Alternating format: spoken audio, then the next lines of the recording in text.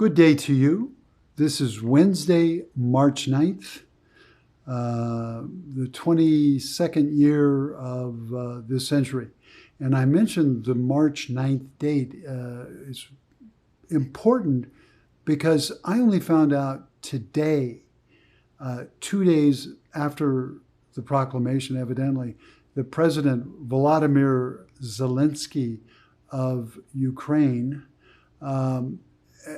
announced, evidently on NBC News or ABC News, network news, that he was no longer going to seek membership in NATO, and that the North Atlantic Treaty Organization.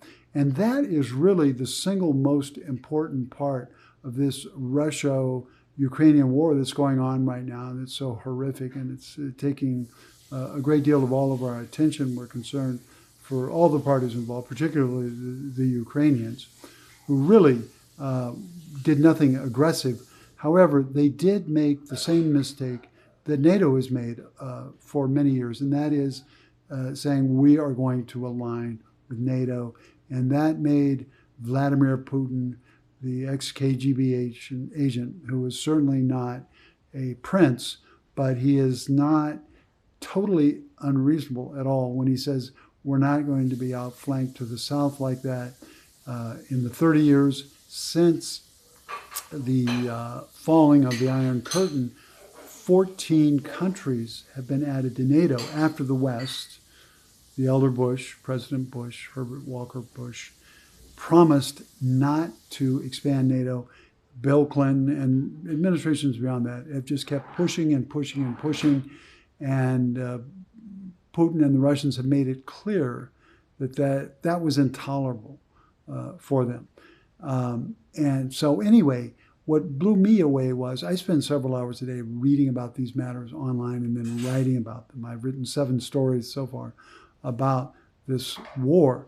And listen, I might have just missed it, but I am confident that most people did not see anything at all about Zelensky's seminal change in Ukrainian policy.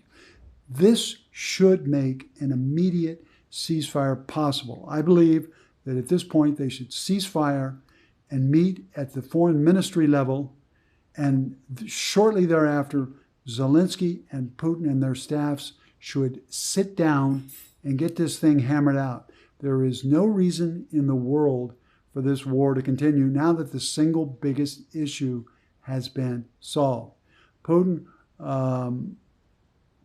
can hardly claim that NATO is trying to get him if this massive Ukrainian nation, which is about the size of Texas, if it says, hey, we are a neutral nation now in the realm of, say, of Sweden or Finland.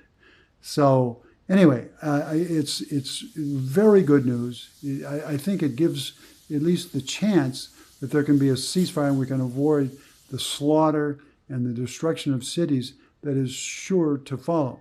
Now, yes, Russia could not hold a nation that size, but they could kill tens of thousands of people, and they would lose many thousands of soldiers as well.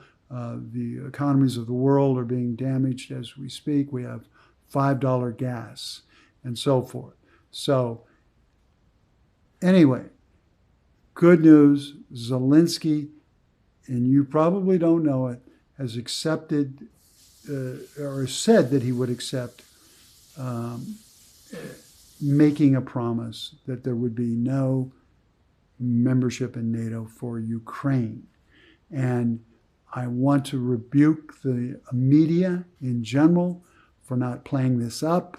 I guess that's not as sexy as Zelensky in his bunker in Churchillian fashion saying he's going to die. He and the Ukrainian people are ready to die in the mountains, in the forests, and everywhere else in order to stop the Russians. I think this is the biggest deal. I just don't know why it hasn't been mentioned. And by the way, the generals and colonels who are analyzing it haven't mentioned it much or at all. I hadn't heard it. The